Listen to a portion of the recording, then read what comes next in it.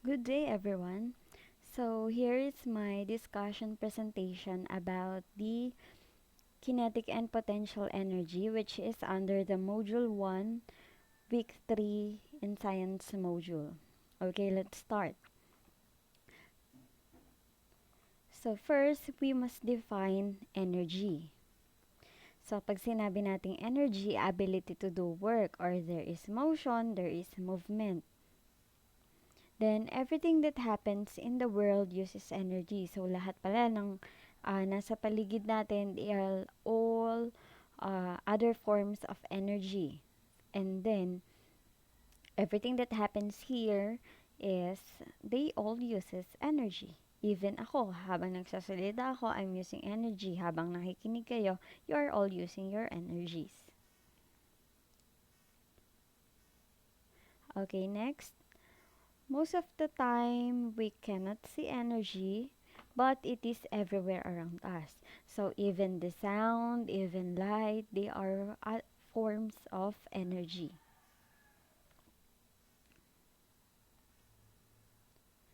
Okay, then we have here the law of conservation of energy, which tells that energy is never created or destroyed. It can only be stored or transferred. So, ibig sabihin, hindi natin ginagawa yung energy, hindi din siya nasisira. Ang nangyayari lang kay energy is transfer lang siya from one form to another.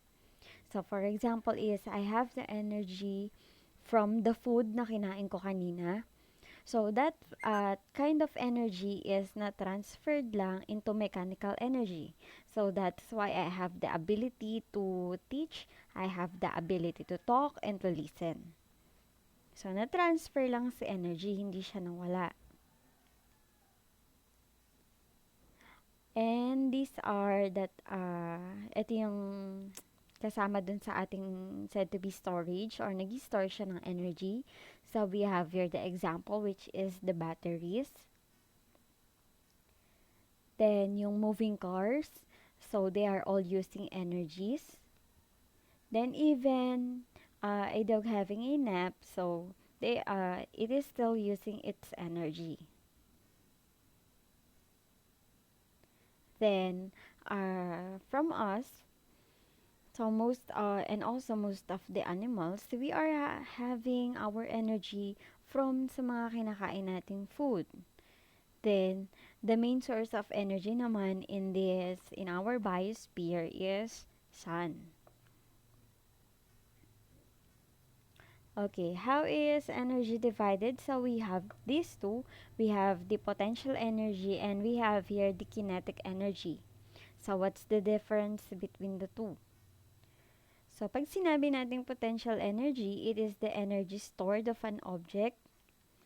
Then potential simply means energy that has ability to do something useful later on. Kaya nga stored energy. So pwede mo siyang gamitin if kailangan mo na or if needed. So these are examples of potential energy that we have.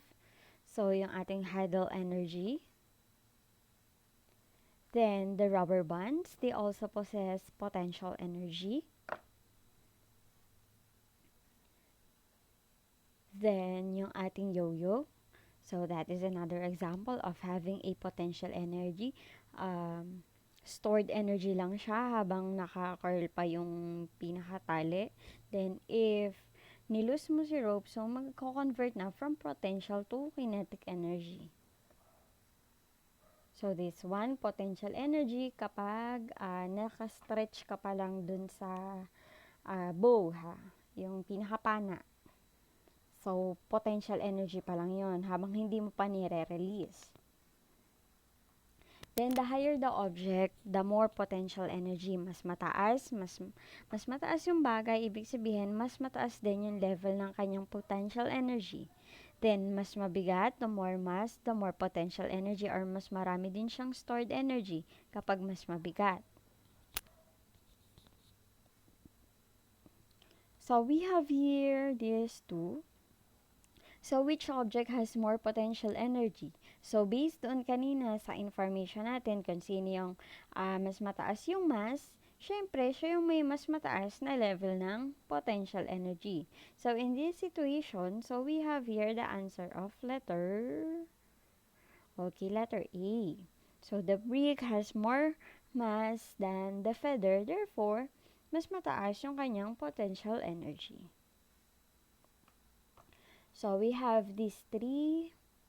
So, changing the height of an object can change its potential energy. So, which among these three kaya yung may mas mataas na potential energy?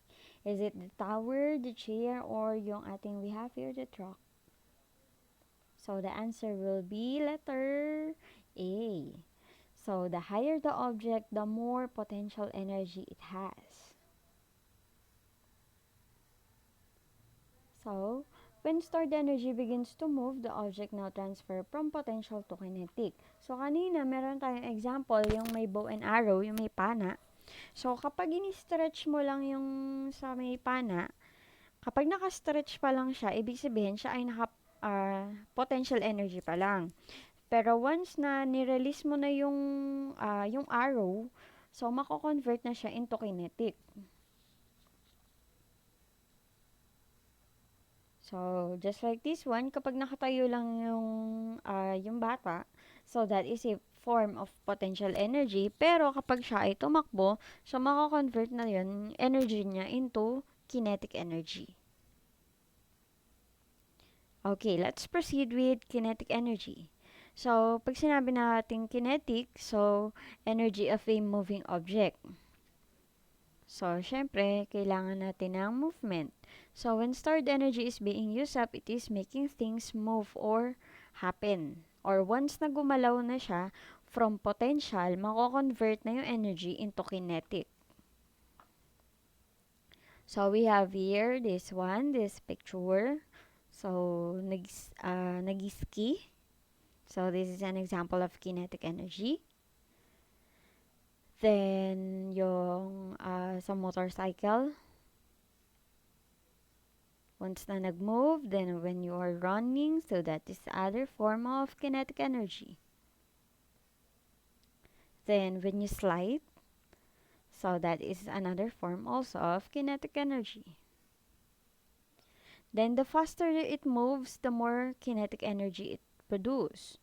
So, just like this on our picture, so, mas mabilis na object, mas mataas yung level ng kanyang kinetic energy.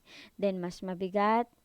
The greater the mass and speed of an object, the more kinetic energy there will be. So, mas mabigat, mas mabilis, ibig sabihin, mas mataas yung level ng kanyang kinetic energy. So, we have this question. So, when these two objects move at the same speed, paano kung pareho sila ng speed? So, which will have more kinetic energy? So, that will be the truck. So, bakit si truck? Yung may mas mataas na kinetic energy, parehas lang naman sila ng speed. So, simply kasi, yung truck yung may mas mataas na mass, or simply mas mabigat siya compare kay car. Then the object has the most kinetic energy when its movement is the greatest. So, mas madaming movement, mas mabilis. So, sila yung may mas mataas na kinetic energy. Then, when the object has least potential energy, it has the most kinetic. Mababang potential, mataas yung magiging kinetic energy niya. Kasi nga, ginagamit niya na yung energy. Yung stored energy niya, nababawasan kasi ginagamit niya as kinetic energy. Gumagalaw na kasi siya. So, that is the thing kapag, kunyari, kumain tayo, tapos wala kang ginawa, ibig sabihin, mataas yung potential mo, pero mababa yung kinetic. Pero kapag kumain ka, you have the potential energy, tapos ikaw ay nagagalaw, you work after mo kumain, so ibig sabihin, nagagamit na si potential energy sa katawan mo, nako-convert siya into kinetic energy. So, that is the time na possible na bumaba ang potential energy mo, pero mataas yung kinetic energy. Kasi mas marami kang movement. So, we have here also an example of a roller coaster. So, when does the train of this roller coaster have the most potential? So, alin kaya dito sa part sa pa-start on the top of the roller coaster? Here ba? O dito sa patapos na? So, the most potential energy of a roller coaster exists in the top in this one. Dito mataas yung kanyang level of potential energy. Teka, okay, this one. Dito, pinakamataas yung potential energy. So, if ever dito sa taas yung pinakamataas na potential energy niya, so there is a possibility na once na nag-slide na siya, nag-start to slide na, so dito naman tataas yung kanyang level ng kinetic. So, okay, that one. So, we already answered the question. So, ang pertaining with our roller coaster, dito sa pinaka-top, pinakamataas yung kanyang potential kasi dun siya nakarest. Then, once na nag-slide na siya, so yung potential energy from here, mako-convert into kinetic.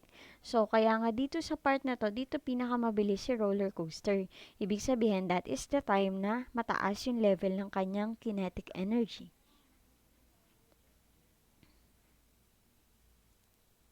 Okay, to sum it up, so energy is divided into two types. So, we have potential and kinetic. So, pag sinabi nating energy, ability to do work or meron tayong movement. Then, potential energy, energy stored in an object or stored energy. Pag naman sinabi nating kinetic, the energy of a moving object. So, once na gumalaw na yung isang object from potential, mako-convert na siya into kinetic.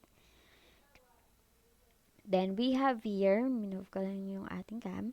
So, we have here the law of energy. Energy is never created or destroyed. Hindi siya nasisira, hindi din siya ginagawa.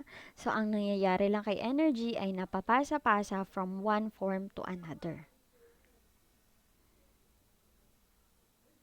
Okay, so that sums up our lecture for kinetic and potential energy.